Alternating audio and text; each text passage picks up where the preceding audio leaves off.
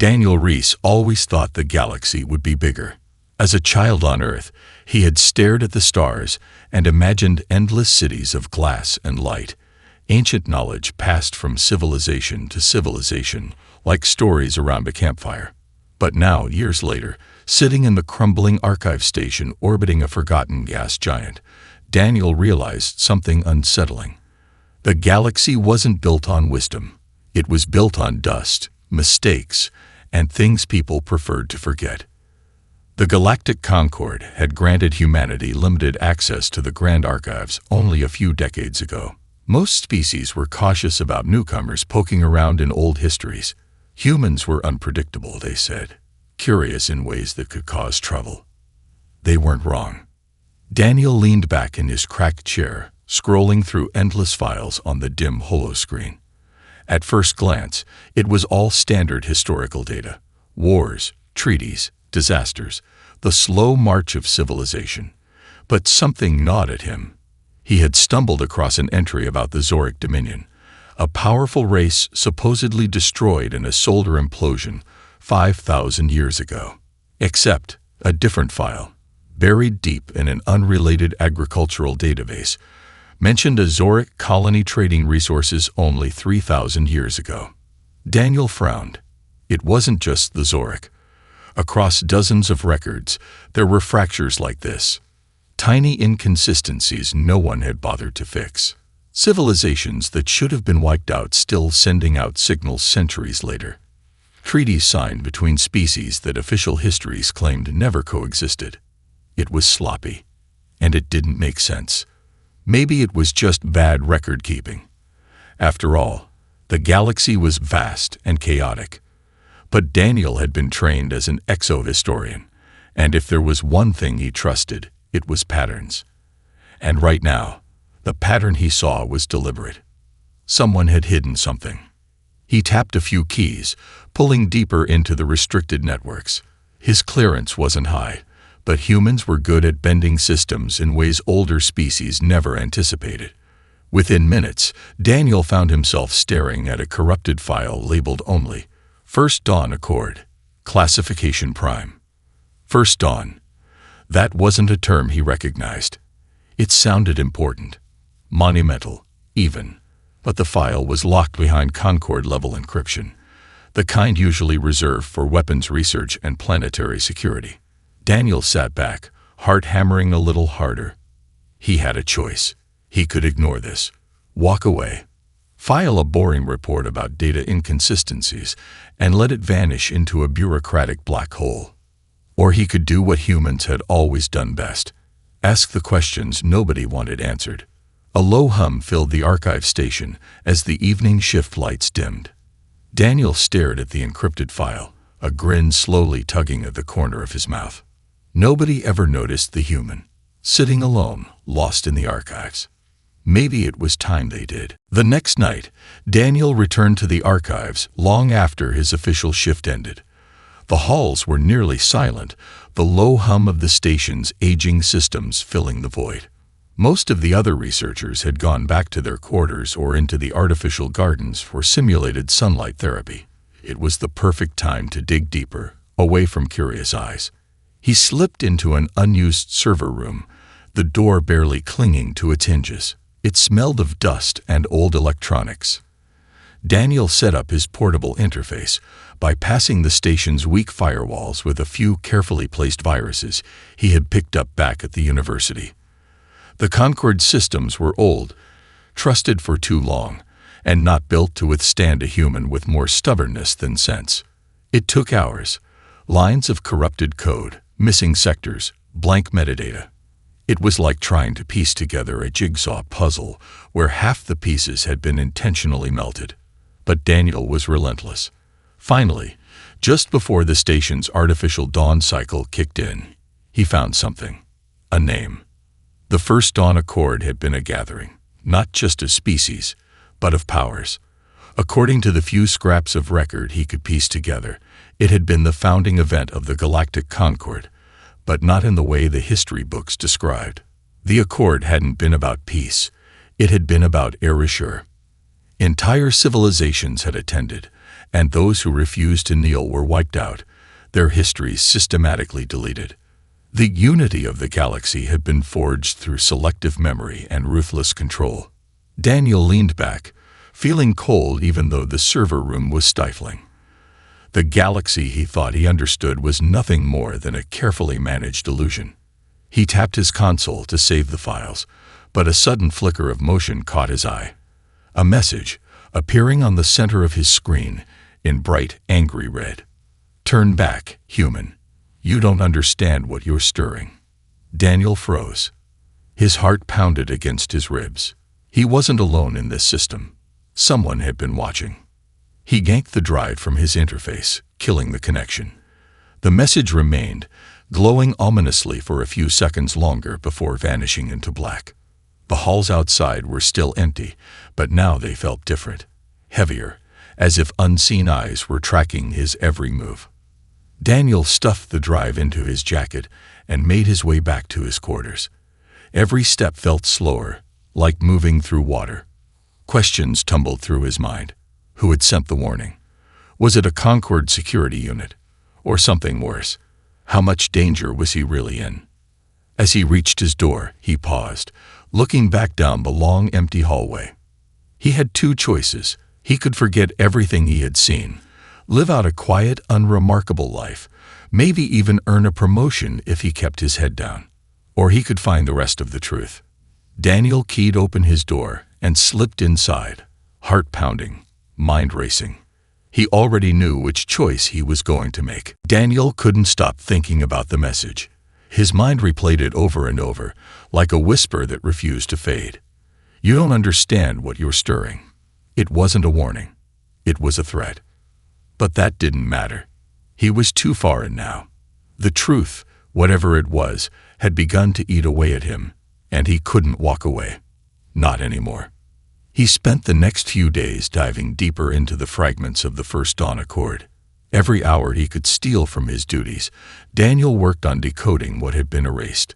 But the deeper he went, the more he realized just how carefully the records had been wiped. Entire sections redacted, the text replaced with nonsensical gibberish.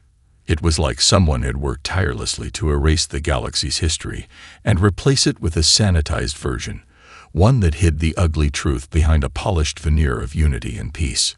Hours turned into days as Daniel scoured the dark corners of the archive system. He pieced together fragments like a jigsaw puzzle. Until one night, something finally clicked. He found a full, intact record. The First Dawn Accord wasn't just a treaty. It had been a massacre. It began with a single sentence that cut through the years of misinformation. The species known as the Orcs were not the first to be removed from galactic history. Daniel felt his stomach drop. He had seen the Orc name before, in those old, incomplete files, a race erased from history, supposedly wiped out by a catastrophic event. The truth was far darker. The Orcs, along with dozens of other species, had been part of an ancient war, one that spanned millennia. The First Dawn Accord wasn't a peaceful negotiation. It was the final solution, a mass extermination of those who posed a threat to the so-called peaceful races. The Concord wasn't built on cooperation. It had been forged in blood. Daniel sat back in his chair, breath catching in his throat. His hands trembled as he reread the file, knowing that what he had just uncovered was the galactic equivalent of a nuclear bomb. The record spoke of the cleansing, a dark chapter of galactic history hidden from every species. Those who refused to join the Concord were systematically wiped out, their civilizations destroyed, and their very existence erased from the collective memory. The so-called leaders of the galaxy weren't noble guardians of peace. They were tyrants who had killed and silenced entire species to maintain their dominance. Daniel's mind raced. How had he never known any of this? How could the Concord have kept this from the galaxy for so long? And worse, how many others were out there, still hiding the truth? There was no turning back now. He had seen the heart of the galaxy's biggest lie. He knew he had to expose it, no matter the cost. But he wasn't naive enough to think it would be easy.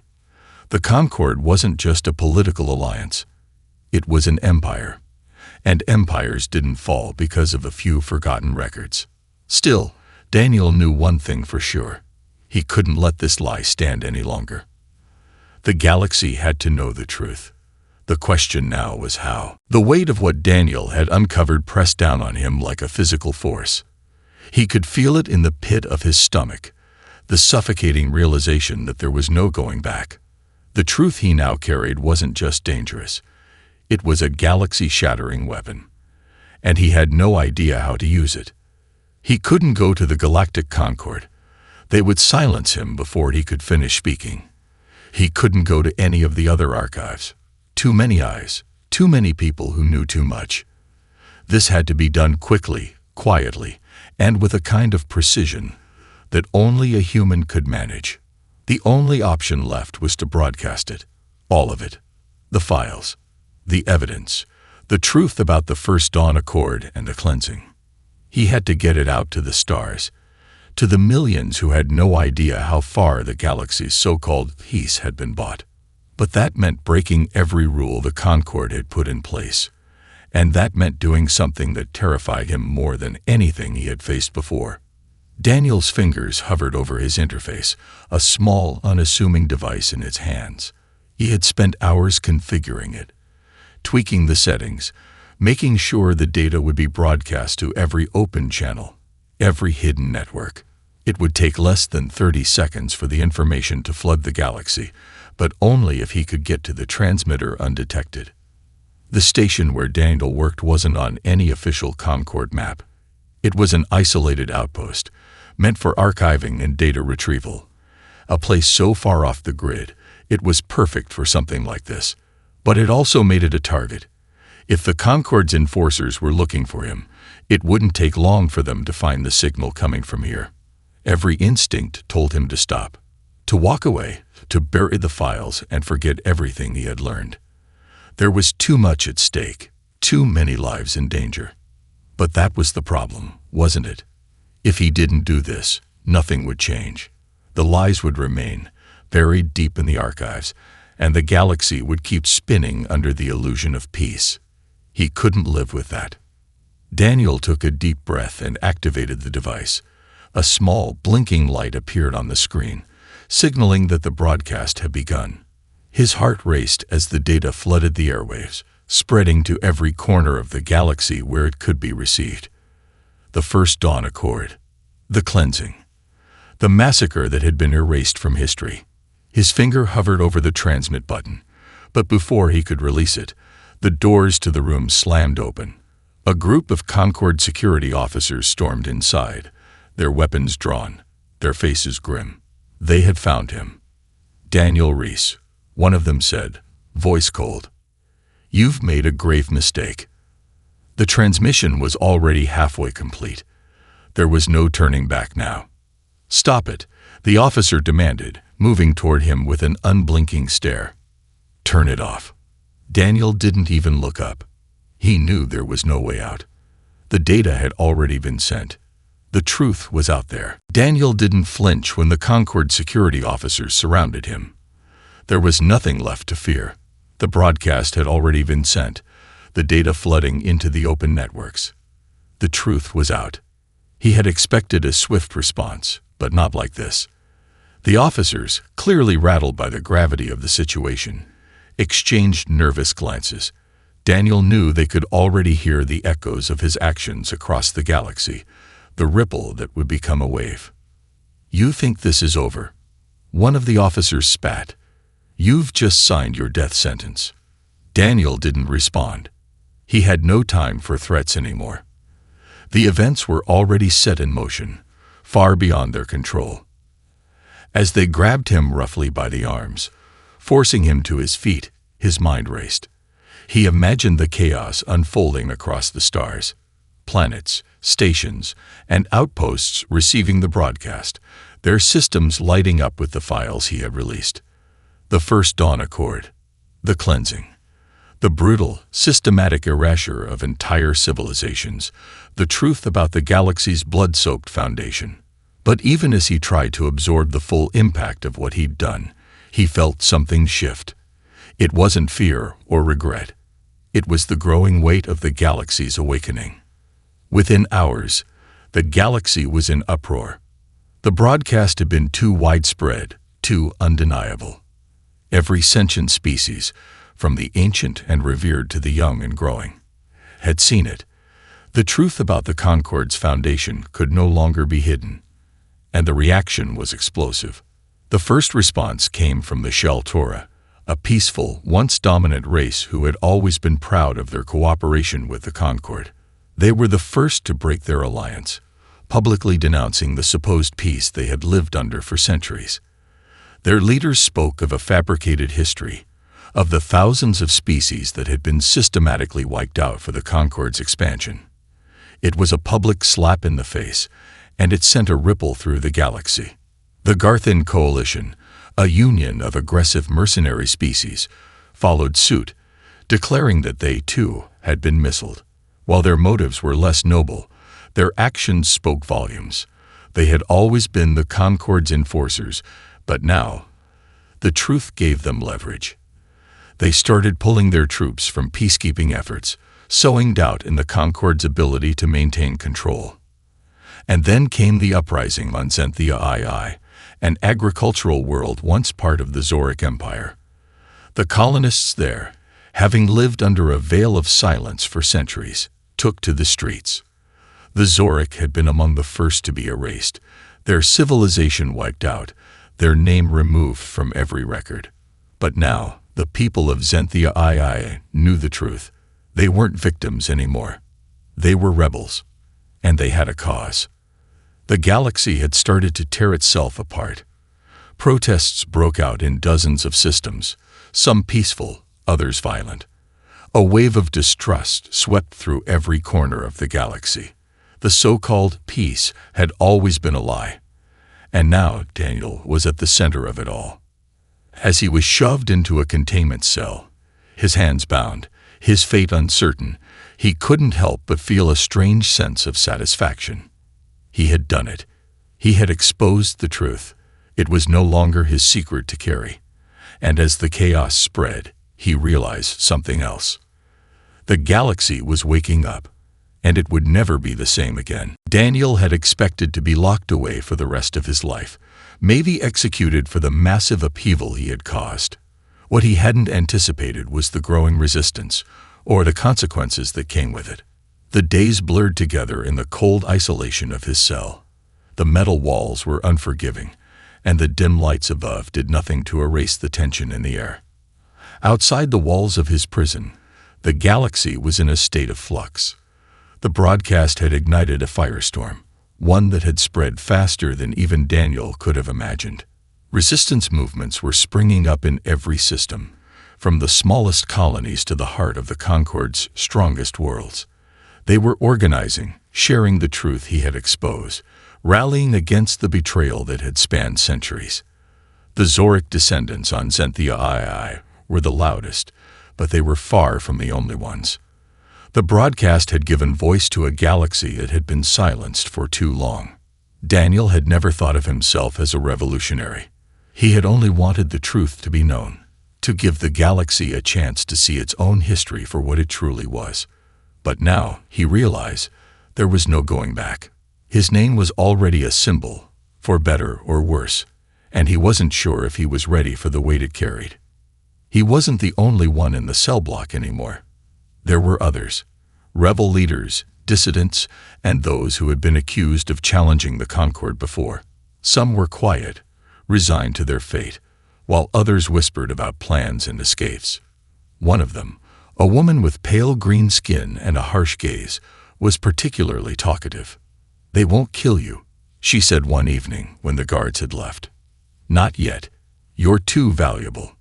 Daniel didn't respond, still trying to digest what was happening outside. The galaxy was changing, but it wasn't clear whether that change would lead to something better or worse. The chaos was spreading, but there were no guarantees. The Concord was not one to give up easily. It was an empire, and empires fought to survive. "They'll try to make an example of you," she continued, her eyes narrowing. "Put you on display as a warning. They'll say you're a traitor to peace, But that's just their story. They can't control the truth anymore. Daniel finally looked up at her, curiosity flickering in his eyes. "What's your name?" "Ashar," she replied curtly. "I was once part of the Alliance of the 12 Worlds. We fought against the Concord's expansion. And I paid for it." She wasn't lying. The mark of the Alliance, a tattoo in the shape of a broken circle, was visible on her neck. It was a symbol that meant she was either a revolutionary or a criminal in the eyes of the Concord. Daniel didn't know which one she was, but it didn't matter. She was right about one thing. He was valuable now. Not just to the Resistance, but to everyone watching. The news had already begun to spread beyond the small prison cell block. It had made its way to the Concord's highest officials, who were scrambling to contain the situation.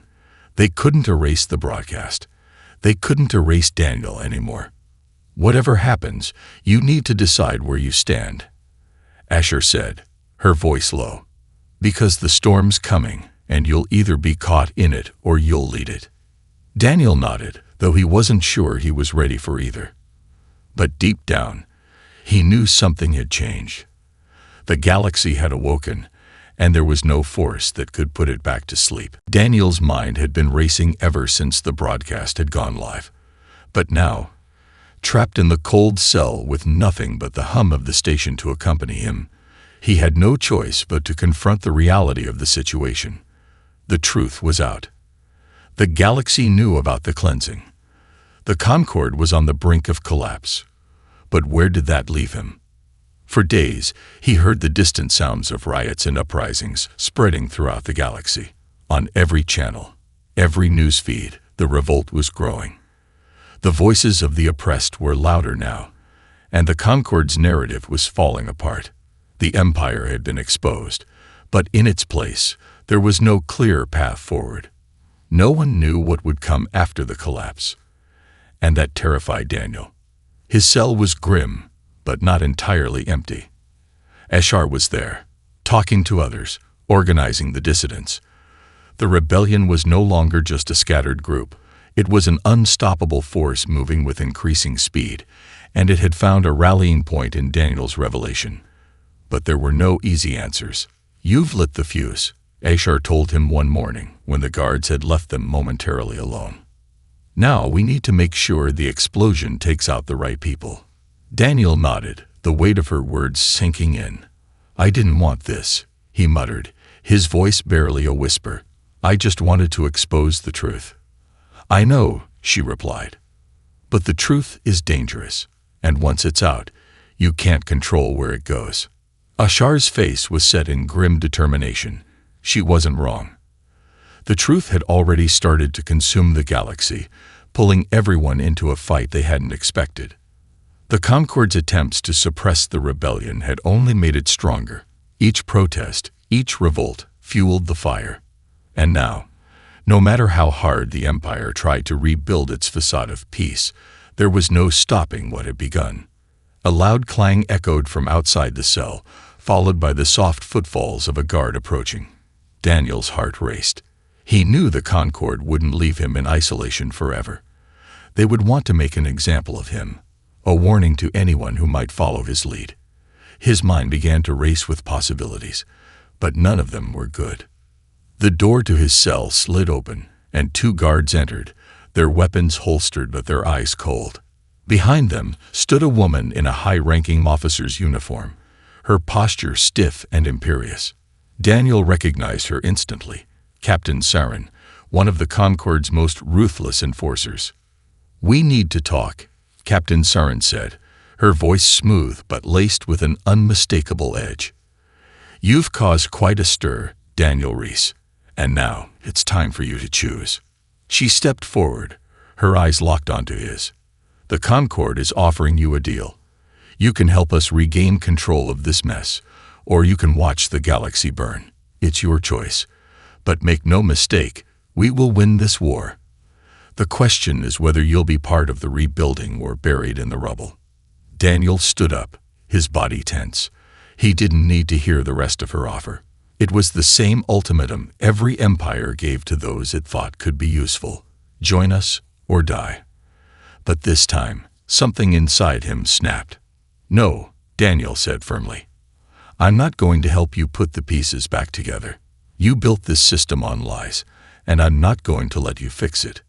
The words felt strange coming from his mouth, but they were the truth. He had no intention of returning to the old order, not after everything he had seen. Captain Saren's eyes darkened. "Then you'll die with it."